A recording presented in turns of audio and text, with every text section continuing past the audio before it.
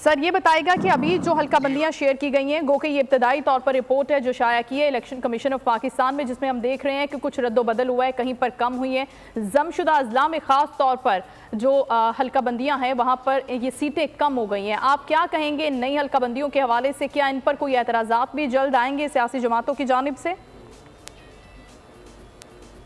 बिस्मिल्लाहिर्रहमानिर्रहीम जी, एतराज़ात तो बड़े ज़बरदस्त किस्म के आएंगे, क्योंकि इन हल्का बंदियों से जो है बहुत सारे लोगों का जो मामलात हैं वो ख़राब हो गए। जी। हल्का बंदियों के अंदर ये होती है कि आपके इलाके तब्दील हो जाते हैं, आपके जो गांव या आपने जो अपने टाउन्स रखे होते हैं उसके अंदर से कुछ इलाका जो है वो कट के दूसरी तरफ चला जाता है, आपका वोट बैंक डिवाइड हो जाता है, यहाँ बरादरी सिस्टम चलता है, यहाँ आपको बताए पार्टी के वोट्स होते हैं, और सबसे ज्यादा जो है वो आपके अपने जो हल्का अहबाब होता है।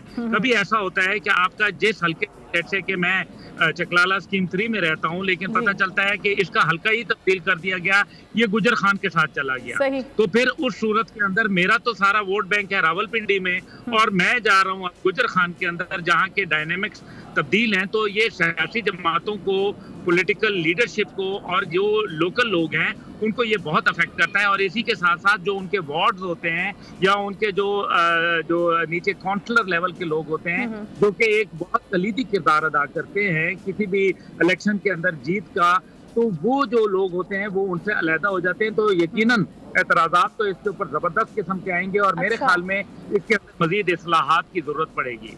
राइट सर, आप हमारे साथ ही रहेगा। अभी हमें ज्वाइन किया एमक्यूएम पाकिस्तान से हाशमी साहब ने। बहुत शुक्रिया हाशमी साहब आपके वक्त का।